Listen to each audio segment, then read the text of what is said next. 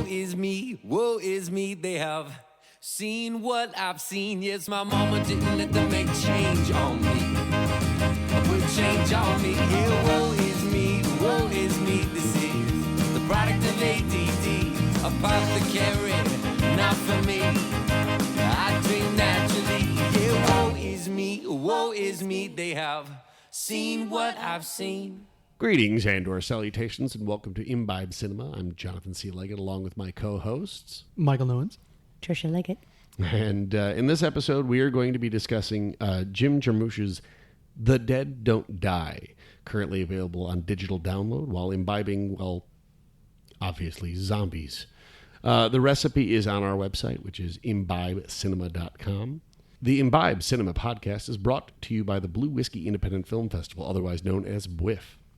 Our festival seeks independent, character-driven films of all lengths, styles, and genres. To learn more, visit us at bwiff.com. That is BWIFF.com.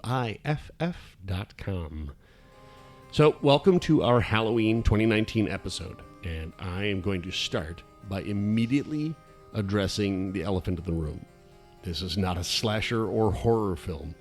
This is a hysterical, meta-theatrical, zombie apocalypse adjacent film. Yes, in a kind of way. Any number of times you sit there and go, wait, what? Did they actually just address that they're in a movie? No, Okay. I love that it starts out subtle. And then just keeps building. No, that wasn't. Yeah. I hallucinated that. No, wait. Are Yeah. they talking about what? Oh my God, they're talking about the movie. Yeah, they're literally talking about the wait, script even. So, sure, people are being eaten by zombies, but at no point does a zombie just randomly jump out of nowhere and make you toss your popcorn across the room. So, given this, I think it's our Halloween episode, so thanks to Tricia, you point out beautifully, we should kind of discuss movies that have scared us. So, Sure. I'm not easily frightened. I do get spooked initially, but specifically the story I want to tell is in high school. I was invited to a party of a group of people I would not normally have hung out with. We decided to watch Candyman. Okay. Not a big thing for me. Okay. I was not at all terrified. In fact, I decided to be the cocky, arrogant dickhead who walked into the bathroom while all the lights were off and said Candyman and kept screwing with everybody else and whatnot. And then all of a sudden my dad came and picked me up. He drops me off at home and he goes, "All right, your mom and I are going out." And I'm like, "Wait, what?" And he's like, "Yeah, we're going to a party." And I'm like, "So I'm home alone?" And he's like, Yeah, you're what? I'm like, "Okay, that's fine." But none of the lights were on in the house. So, of course, I'm running through the house, turning on lights. Not that, I was scared during the movie, but it's I am now alone in a pitch dark house and I was the one tempting fate. I'm going to be I'm karmically the asshole who's about to die. Well, that and in horror movie rules, you have to die. Exactly. I mean, if you were a slut or the guy that was a jerk, pretty much right off the bat. But I was the comic relief jerk. No, yeah, that one always goes, I feel like, too. But they're one of the last ones to They go. are. See? Because, you need the comic relief Up throughout till the the end. story. Up until the... And then you officially piss off your audience when you kill the comic relief. Yes. But you're doomed. So that is my story. I wasn't spooked by the movie as much as the aftermath. Well, and that's one of the reasons I think I enjoyed Deep Blue Sea, the intelligent shark film, because Wait, this is a LL movie Cool that J scared you? lives throughout the Gotcha, film. okay. And I was like, okay, as long as the funny guy lives throughout the film, I'm good. Yeah. All right. So what was the movie that scared you? Oh, so many movies have terrified me. I could say Mommy Dearest was my first horror film. That's the bar guys. Yeah. that wire hanger. Audience's scary mother apparently is too much for You have Trish. no idea. So that I can't say I saw The Shining and I was like, really? Oh. Shelley Duvall is not scary. None of this is scary. Jack So what Nicholson has is silly. scared you though? Well, anything that's religion based, because Catholicism. Exorcism? Yes. Or Exorcist? Oh, yes. Okay. Catholicism sneaks up on you when you don't want it to, and it either makes you feel guilty or it makes you terrified of something stupid. Eternal damnation. Well, yeah. And so anyway, yeah. And then of course Oculus. I saw The Short when it was at WIF, but I did not see the feature because the short, a low budget short, scared the bejeebers out of me. Not watching it was like, okay, this is tense. But then for like a month, every time I woke up in the middle of the night and I was in the bathroom and I caught my reflection, I like ran to the bed. I was like, oh my God. Yeah, no, we also screened the feature, and let me tell you, Oculus was awesome. Yeah, the feature takes it to a whole new level. Oh my God. Both films are very different. And scare you in very different ways. The feature is not a remake of the original. In fact, it's a continuation in the sense that this mirror, which is fucked up, is gone from house to house and found more people to kill. Yeah, if I remember correctly, the short is actually just part of the mirror's history now. Yeah. In the feature. Yeah, it's now one up. of the first scary movie I remember watching as a kid was Watcher in the Woods, the Disney movie from like the late 70s. You call that a horror? Well, I was a kid, and she calls Mommy Dearest a horror. Touche. Betty Davis was in it. It was scary. But anyway, so yeah. But I like the ones that play with the rules when they flip things around, like Deep Blue Sea, when LL Cool J like literally gives his will and testament, but then survives the film. And then although Samuel L. Jackson during his in the middle of his major speech, and Cabin in the Woods messes with those archetypes and the setups, and then flips them around on you. And that was brilliant, terrifying, but brilliant. I like when they kind of go outside of the box and do a different angle, like Signal we were talking about. It's like, isn't this the viewpoint of the zombie? You just don't realize it until the end of the film. Shaun of the Dead, one of my favorites. Oh my God, you're going to hit every film that has ever been She was made. asked to give one movie. Yeah, I know she's given like the entire and I don't like scary filmography. movies, but I'm going to so passionate about this. Okay, so my favorite zombie movie of all time is Ghostbreakers, starring Bob Hope, Willie Bass. Seriously, that is... That's not a horror movie. No, she's just using the word zombie. It was my favorite zombie movie. Yes, zombie movies date back to like at least the 1940s, everyone. And if you want to be scared, watch a Bob Hope movie. Wait a minute. Your brother once likened me to Bob Hope. When I say I love to be scared. Could you explain who Bob Hope is to our listeners? Okay. So if you are over 40, you've seen Bob Hope movies, you've seen road movies, you know Bob Hope. If you are in the military, and at least as of the first Desert Storm, you know who Bob Hope is. If you're between 30 and 40. Yeah. And you've seen Spies Like Us. He's the old golfer that comes through and says, can I play through? Yeah. Doctor, glad I'm not sick. Yeah. All right. And if you're younger than that, he's a golf course. There you go. All right. Michael's turn. Oh, okay, my turn. The scariest movie I've ever seen is The Mist. That was scary. That movie... Again, religion. The zealotous lady who starts going like completely ballistic and like, saying it's because of God. And I forgot about her. How could you Marcia Gay Harden? Marcia Gay Harden God, is amazingly scary as She balls. is scary. Right. The overall concept of the movie really messed with my head, and it's Cthulhu. Right. Absolutely. I mean, that's what it's a Lovecraft. It's the Elder Gods. It's Cthulhu. You're watching a terrifying movie that is so smart. Right. You're watching a really good movie that is also terrifying. I feel like there's a lot of movies out there that are horror movies that are more shock value films. They're more like torture porn. That's the stuff I don't really... That's like a whole other genre. That's like and by the way, bad name. Somebody mentioned this to me recently. So here's a disturbing thought for everyone. They talked about a horror porn, and I was like, you know what? There's a lot of screaming and usually no good plot or dialogue. Actually, the two have a lot in common. Oh my God. Yeah, I'm not even going to touch that one because I have thoughts, but none of them are smart. But no, for The Mist, you have to watch that in black and white, though. Yes, absolutely. It was the way to watch it. Yeah. Where, like Hitchcock always said, you don't give them a monster, you make them afraid. Like people know what scares them. Don't tell them what to be afraid of. They won't be afraid of it. Let them scare the crap out of themselves. Honestly, I think it's what sold Jaws. Well, yes. yeah. The fact that the shark malfunction. broke.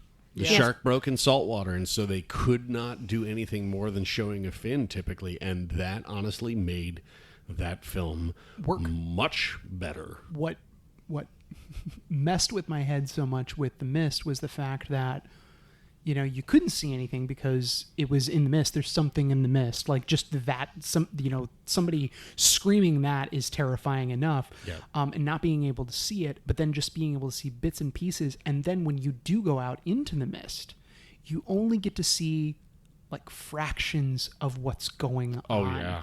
And as horrifying as it is, what you do get to see, what I think that movie does so successfully is it's like it horrifies you with what you can see and messes with you still with what you can't see. So it's like you're seeing something terrible going on here. Just imagine what other people are going through. Yeah. That's the brilliance of sound. A lot of times, like there's a 1939 film, it's a Hitchcock movie called Foreign Correspondent, in which he made just to try propaganda to get us into World War II. Fun fact, not a great movie. I'll be upfront about it. But there is a great scene. It's a torture scene with George Sanders watching. Torture scenes are great. No. Listen. So people are torturing this guy for information, and you don't see anything. All you see is George Sanders reacting to watching someone else be tortured and listening to the sound, not just of somebody screaming or freaking out because they're being tortured, but the sounds of whatever they're doing. And so you can't see it, but just by watching his reaction to it, it's like, oh my God, this is terrifying. Well, yeah, because your mind is making it much more devastating, disgusting, horrible. Yeah. Well, and the idea of something like The Mist being so smart, and the fact that people are afraid of what they don't, of the unknown. It's not just what you can't see, it's what you don't know. And then Marcia Gay Harden's character, in theme of most horror films, thing that puts you in the most danger isn't the monster, it's the other people in the room. Yes. They're the ones that are going to get you killed. No, that's the reason there are a number of people in my college group of friends that we have openly discussed that if a zombie apocalypse ever happened, we would just shoot a couple of them out of love and respect. Right. But purely because they would be the people who would get us killed. So in like a Star Trek kind of way, the good of the many the good of the many outweighs the good of the few. Yes. There you go. All right. So you know, in fashion of this, because I had openly made this comment a couple episodes ago, let's do this properly here. All right. Sorry. What are we subjecting ourselves to? We are going to subject ourselves to this. Okay. We will pin a post onto our Facebook page, Imbibe, where we will start accepting suggestions for scary movies. When we get to 250 followers on Facebook, we will take the suggestions that have been sent. We will whittle that down to make a Facebook poll. Mm-hmm. The one that wins, regardless of how scary or whatnot that is, we will watch it. We will do it. We will do it for you. And we will resent you for it. We will imbibe it, and I will be drunk the entire time. Then afterwards, I think we should probably watch a film that has a therapist in it, and then we'll have like our own therapy session. There you go. Actually, I think the podcast is therapy. To be perfectly honest. Irregardless. All right, so we've waxed enough poetics about Halloween and horror and everything. So now let's get to the movie. Really about the zombies yet. I've already drained mine. Me too. Yeah, my brains are empty. And that's how you get a zombie. That is how you. No, that's the one thing that is consistent, right? Like, has anybody seen a zombie movie where there is any other way to kill a zombie besides cutting? No, because that's zombie canon. Yeah, in fact, actually, one of my favorite things about. But this one didn't do blood; it did dark blood, like dust, like people depending on how dead they were. That depends on how dead they were, because when they hack up Selena Gomez, and yes, they hack up Selena Gomez. Wait. What movie are we talking about? We are talking about The Dead Don't Die. I know. We're going to get to mention that? So we're going to. I do want to start with cast and crew. So let's start with Selena Gomez. So Selena Gomez plays. She died. But what's interesting about this? They don't make certain things overly grandiose. No, they don't over heighten anything. A lot of people's death is just stupid and asinine like you would likely go out in a zombie movie. Right. Like Selena Gomez and two of her friends who are Iowans. Yeah, They're from Ohio. They're from They're from hipsters from Columbus, probably Ohio, Cleveland. Ohio. That's right. Probably. Have driven into town at just what ends up being the wrong time. Yeah. And the sheriff and the deputy tell them, stay in, your room. And we never see them die. No, and we know they lock the door. They lock the door. We just see the hotel manager walk out. There's nothing about their death that is, over the top or exaggerated or there anything. There are things that are set up where you're like, okay, so this is going to be a thing. In the words of Kiss Kiss Bang Bang, why do we bring this up? Yeah. Do you think that's maybe where the climax is going to be? Take place? Yeah. Yeah. But in this case, it's like, oh, we set this up because something's coming. Oh, never mind. Yeah. So this is obviously a Jim Jarmusch, written and directed. And with not only cast but also crew that he has worked with a lot. Yeah. A lot of the names: Frederick Elms, the cinematographer; Alfonso Conclaves; Bill Murray; Adam Driver; Tom Waits; Chloë Sevigny. All these people have worked with Jim before on multiple films. Yeah. Which so means he must be good to work with, otherwise Exactly. nobody would go back. Regardless of whatever Bill Murray says in this movie, he must be a really Nice guy. Nice guy. But so yeah, there were moments that I noticed the pacing of the film a little bit. Yeah. Something that Michael, I believe you mentioned that is kind of atypical of Jim and his films. Yeah, I mean, I haven't seen a lot of them, but I do know that this is a staple of his. Okay. Especially after watching Coffee and Cigarettes. I mean, it's almost like a series of short films, and it actually started out as, I think, 2 short films, and then made a feature about this concept. Okay. And it's very slow.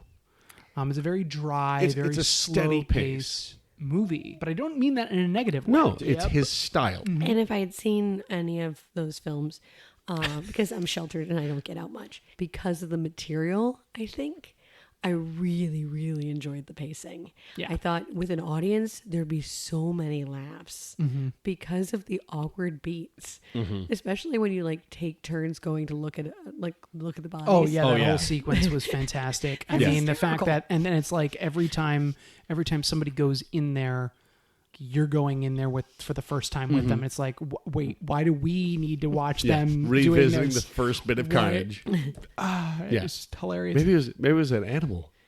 Several animals. That kind of, we're gonna take this in stride kind of thing. But it's a zombie apocalypse, and the two of those things put together are hysterical. Well, and speaking of, the partnership between Adam Driver, the unlikely partnership between Bill Murray and Adam Driver, just their chemistry on screen. Oh my is God. hysterical. And they're the ones who break the fourth wall. I don't think there's another person in it at any point who breaks that the fourth wall, being they're actually commenting on the fact that they're in a movie. Right. One of Tricia's favorites. When I love, and Tricia brought that up. What I love about that is that when it first is brought up, like in the very beginning of the movie, and you're like, wait a minute, like, why do I know this song? Yeah, well, it's the theme song. And you're the like, movie. wait a minute. Well, he doesn't even say the movie; he just says it's the theme song, and you're like, the theme song. Is that a theme song for some other movie? Yes, that's right. Are they talking about the movie? Right. And then they just move past it. And you're like, wait a minute, that was a weird moment. And then moment. there's that added extra element where Adam Driver shows up in his smart car. And for a second, you're like, did I it makes the sound of like an X-Wing. Yeah, and I'm like, no. But for a split second, you're like, did I hear? No. Because I'm just associating. This is my brain playing tricks on me. And then it just and then heighten. He's got the keychain that is the destroyer on it. Star Destroyer. But no, specifically the one that made Tricia and I laugh like out loud was they're in the car and all of a sudden, Bill Murray's talking about the fact that he was supposed to retire. Yeah. years ago you're supposed to retire. 2 years ago I was supposed to retire. 2 years ago, and Adam Driver goes, why didn't you? And What then are we, Bill Murray improving? just goes, wait, are we improving? Are we improvising now? Are we improvising? No, I probably know the answer to that. No, I anyway. probably know the answer to this. It's like you like as a viewer, you're sitting there going, wait, what? And then you're like, oh my god! But they actually... never look at the camera. It's never No. like Ferris Bueller's Day Off. It's never like Airplane. It's Which never is, where it's which it's is why so it over the top. could It's so easily just- go right over your head. Oh yeah, Go, wait a and they minute, do what's happening? such a good job So of good. playing. And then I love Tom Waits' character in this, where he is Hermit Bob, and they introduce him as narrator. this. Yeah, he's the narrator of all the shit that's going wrong in the world, which has set these the shit in motion. But my favorite thing about him is they introduce him, and he's shooting at Adam Driver and Bill Murray, and up to that point, you're like, what a weird character. And then towards the end of the film, he happens to be near them, and I'm like, oh, okay. He's going to be the guy that like comes in and saves. Nope, he's just going to keep talking. Okay. He's just the observer. He's just a casual observer. I'm like, Well, wow. no, in judging society, because he is outside of society. That's right. And this is a movie that does judge society heavily. I know we had that one reviewer with Booksmart that said it was political, and I was like, wow. Oh yeah. And yet this movie is very political. Oh, very political. It's a political zombie film. Yeah, we will get to the those full things, but it's great to see Danny Glover. And Steve Buscemi as well. What great characters the two of them got to play, and when they got to play off of each other as well in the diner. Tilda Swinton. My God. What? I would. I'm not going to lie when I say I would love to see her play just a absolutely normal character, just to see what it would be like. Because the whole time we'd be waiting for her to go a little weird. We'd be like, when's it going to happen? Yeah. When's Tilda? And then she waves her hand over the keyboard, and you're like, what? Well, I mean, the samurai sword stuff came in early. Well, the samurai story, that's fine. That's just Normal. a nuance Totally of a Scottish, Mortician. Mortician. That's fine. Still a fan of Star Wars, though. Well, yeah, I love that. She's the one fine who work of points out fiction. that it's fine work of fiction. Carol Kane. Oh my God. Okay, so Carol Kane. I love Carol Kane, but it's so funny watching her in this film in her bit, and then thinking about Princess Bride and going, how young were you in that film? Because I think you're made up to look older now, and you're starting to look like the character that you played like, 20, 30 years ago. Right. And yet I don't think you're even that old yet. Yeah, that's true. So I mentioned Frederick Elms. He was the cinematographer, and he has worked a lot with Jim, specifically on Patterson is one of them ones where he worked with Adam Driver as well. Right. Also did Blue Velvet.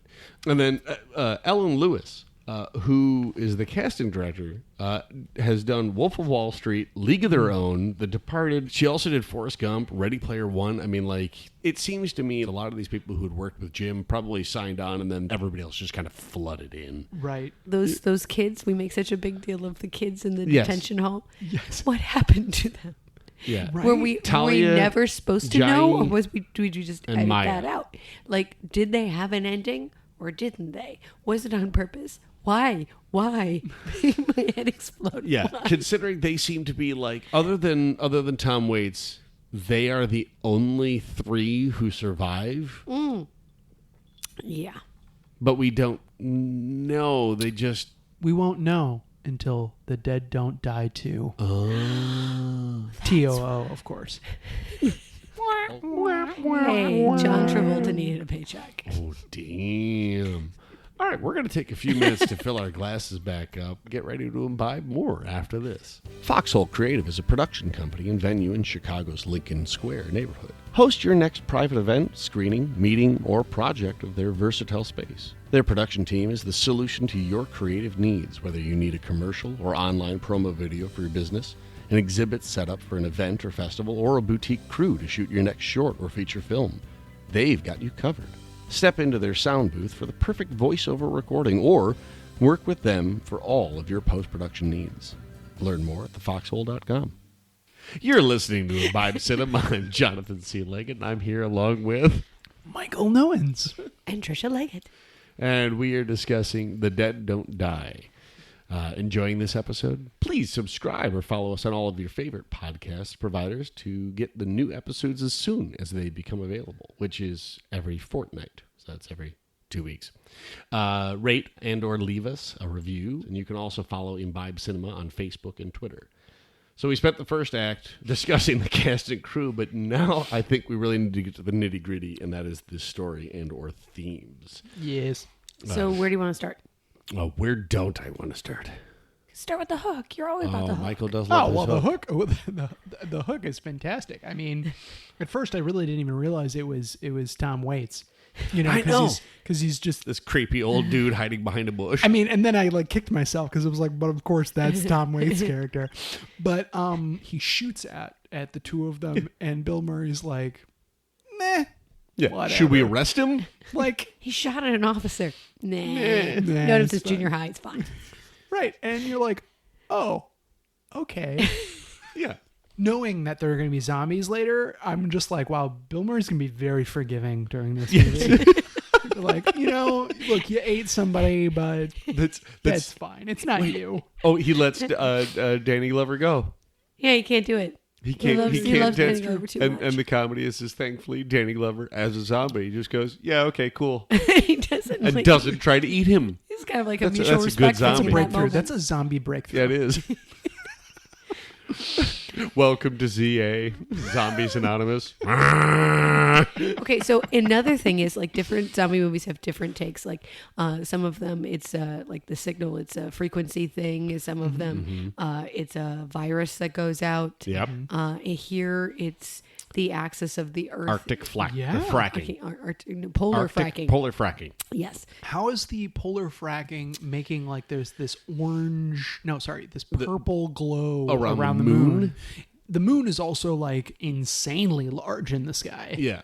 So there's There's science behind this, right? Yeah, of course. There's got to be science behind it. But no, whatever it is about the fracking that is going on in the poles sets the Earth's Axis is off. axis off. 9 o'clock at night or whatever, they're in the sun, and then all of a sudden it gets like really dark in the afternoon. Again, like all of time and everything is off. I haven't seen a lot of zombie movies, but I've seen more than I should have.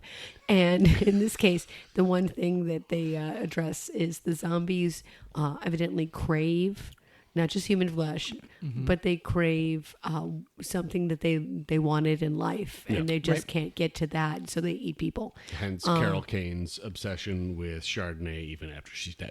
Right.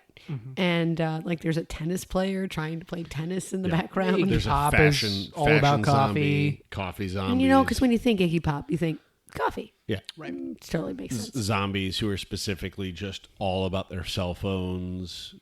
Children zombies who are all about the convenience store that has candy and toys. So sad. That was pretty sad. And even like it's like we're all in that cop car together because they're I like, know all oh, those that's kids. so sad, and they're like, that's so sad. It took like a weird serious turn right there. Well, and then there are references where they go out of their way to reference other things that they were in their meta approach to the film. And then the other thing is when we talk about politics in this, I don't know if it's necessarily politics as it is the fact that it's kind of real world on how if there was a apocalyptic event of this nature, how useful the government and the news would be in that, where they'd be like, yeah, it's fine. Like, we're not going to talk about it. Yeah. Absolutely. Because we're in denial. I mean, while I was watching the movie and the polar fracking thing, I did have this thought in my brain where I was like, this would be plausible. Yeah. The Congress is going, no, this is completely normal. Everything's fine. There's nothing to worry about. That's exactly what they would say. Not even a problem. Right.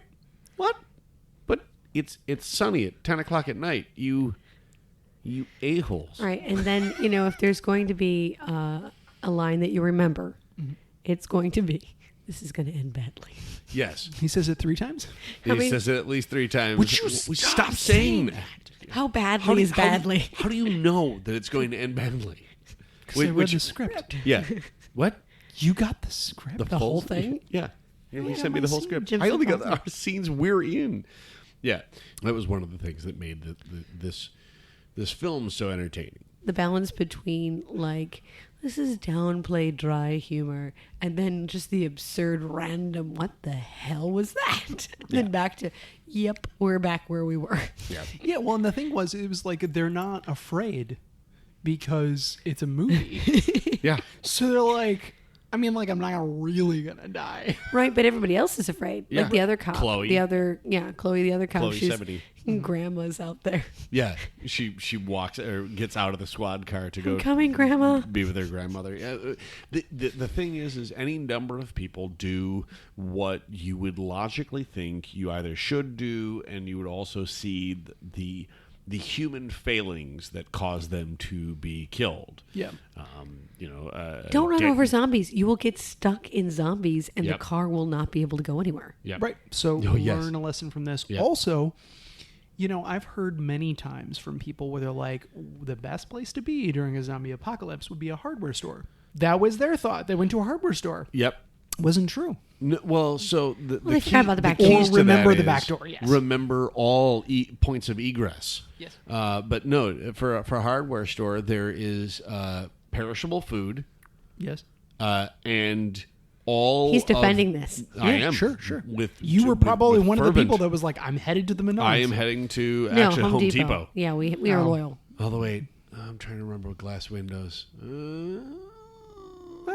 Well, yeah, Irregardless. I think any of them are going to have some glass windows. Well, yeah, that's true. The one that they hide out in, Danny Glover and Caleb Landry Jones, who plays Bobby Wiggins, they do end up in one, and they manage to use lumber and nail guns and all sorts of stuff to lock the front door. Sure. But they don't think about all The back points of door. egress. And his character is another character where they set him up.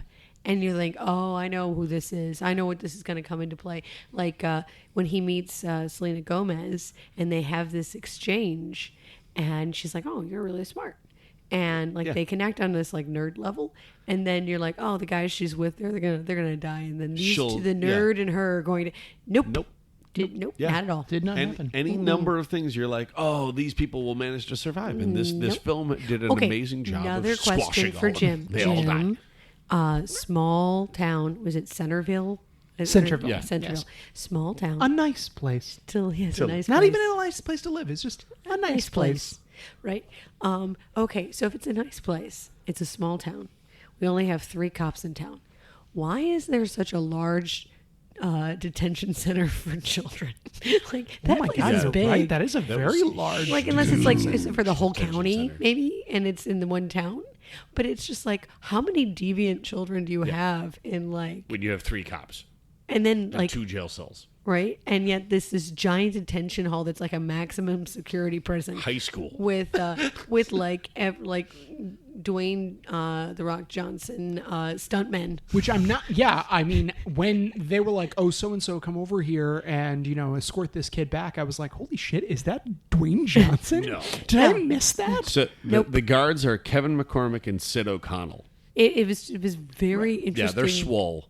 It looked like they were in a gym that also happened to be.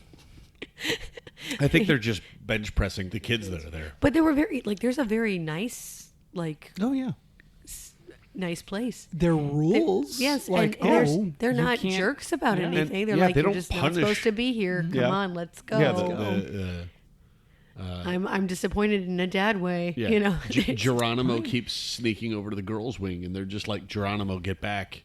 And obviously his name is Geronimo, Geronimo for a reason. Yeah. Keeps going to the girls' floor, so Yeah. Yeah, I still need to understand what happens to those 3. Maybe you're right, Yeah, Michael. Maybe it is I'm- a sequel. Perhaps. I mean, or they did it on purpose to be like, just so you go, wait, what maybe I need happened? to watch it again, and maybe they were in the crowd and we just didn't notice them. But I feel like Right. they would point them. Like, I feel like you shouldn't feel like you missed them. Yeah. Right. Like Danny Glover we see, and he calls out, oh, it's Danny Glover. Like we see pretty much every other person. Oh yeah, speaking that of we somebody's know. demise, Steve Buscemi. Oh yes. Wait, and his hat. What does his hat say? Make America White again. white again. Yes. or something like that. Yeah, something to that effect. And it's just great watching him and Danny Glover have, conversation with that this conversation.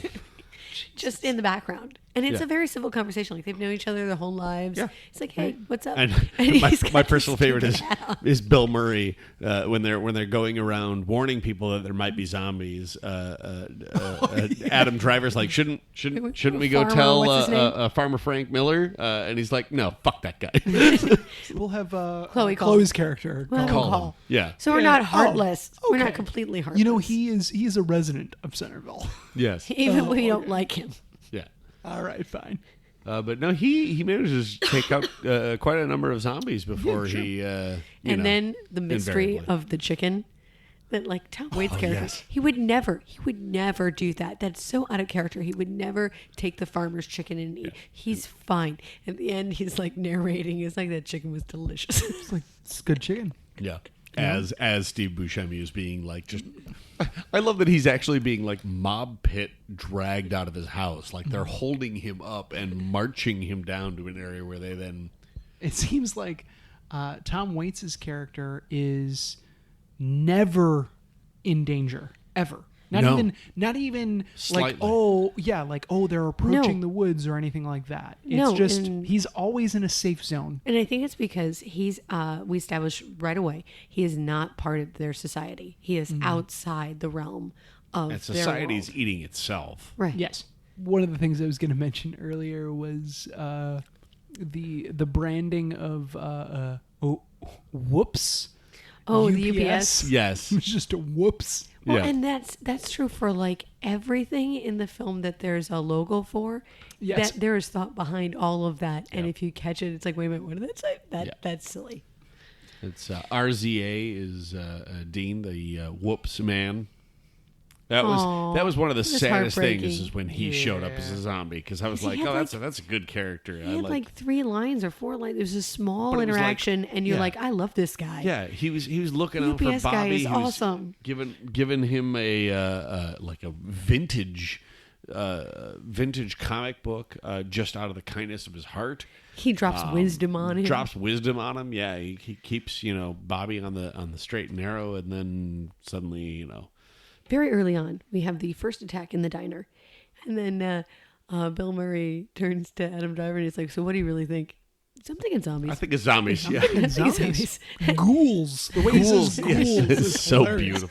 It's like so Adam Driver. Ghouls. Like not out of the realm of possibility, right? So we established this is a good, like, this is a theory that holds water without really any forensic evidence or anything, right? But then, even though we've established this, we forget that there's a dead body in the police station in a jail cell that hasn't even been closed. Like they have this one that somebody is coming back to life. We all know that the dead come back to life, and we've forgotten about the dead body. That was one of the most interesting things, is the fact that night 1, two zombies come back to life and go for coffee. And you're like, oh, I guess this zombie apocalypse isn't bad if they just, kind of pop up periodically, and then night 2, it's just no. It's like, and then everybody else. Yeah, exactly. You're like, oh, fuck that. Never mind. We're all done. Before Tilda was the local mortician, whoever had the job prior did a damn good job, because everybody was so well preserved. Yeah, and you can tell by the date of the clothing, because they do a very good job of showing that it's different decades. The clothing, you're like, you guys held up well underground. Awkward silence. We've been drinking zombies. It's 4 rums and an apricot brandy. And then orange juice and pineapple juice. Which is interesting, because why would you name a drink that's just sugar and rum zombie? I think it's because it literally melts your brain. Fun fact about this film is I don't think anybody actually eats anybody's brains. No brains. Ever. No, They're not the brightest of zombies. It's actually brought up. Like, usually they go after brains. Yeah. This is weird. I don't think we ever addressed this. You brought up the blood. Right, that they do, like, comes from a black dust kind of thing instead. Decomp. Right, but you know what? No, but people who had just died. No, because when they kills They're dust. when they behead Selena Gomez, But she's not there's the a undead. splatter of blood on Chloe. Right. No, but she's not the undead. She's just dead. That was a preemptive kill. Yeah. Right. It was before. That's it's different. before We're she's talking a about zombie. zombies. Yeah. Whenever you're a zombie, the moment you become a zombie, even if it's like 5 hours later, it's dust. Oh, that's a good point. Right? Because even allowed Chloe's character became dust, right? When he killed Yes. Chloe. Yes. And that was God, that was like minutes. What allowed me to enjoy the film more was the lack of blood. Yeah. I'm not in. I don't. You think don't it's like gross. blood? I'm So not- we make no. it powder, and it's tolerable. Yeah. Why don't we poke the bear? All right, I'm just going to start off by saying Chicago Reader actually liked this movie. It's really surprising. The shit out of town. The AU review says, life's far too valuable to waste on underwhelming cinema such as this. See, I just want to be like, you review movies for a living. So if you don't want to watch movies, maybe you should Stop watching movies for a living. That one's a little bit interesting. Now, That sounded like, you know what? I bet they didn't even watch it. I bet they were like, I don't want to do my homework. This is what I'm just going to say. But whereas I like the pun of it, that life is. Oh, cute. Yeah. Very cute. See. Go ahead. This is from the Hero. Sorry, there's no the. It's just Hero Collector. The deadpan performances and laid-back aesthetic are just as Jarmuschian as you might hope, but the writing feels lazy and the film lacks the necessary bite. It does seem that they at least acknowledge and understand Jarmusch's film. So Go ahead. Next, The Sun, which is based out of the UK, says, it goes to show that even a packed cast cannot carry a movie unaided, though Tilda Swinton's Scottish Undertaker comes close. Oh, yeah. That sounds like a little biased, doesn't it? Just a little bit. It wasn't good except for the one person that sounded like they were from our neighborhood. yeah. Oh, I didn't go there with it, but okay, I went with you now. Yeah. That's what I got. We greatly appreciate all of our listeners for choosing this podcast and supporting independent films. So keep an ear out for our next episode. To check out our show notes or drop us a note, please visit us at imbibecinema.com. Once again, I am Jonathan C. Legat, and thanks for imbibing with us. Cheers. My mama didn't let them make change on me. Put change on me. Here, woe is me. Woe is me. This is the product of ADD. Apothecary, not for me. I dream naturally. Here, woe is me. Woe is me. They have seen what I've seen.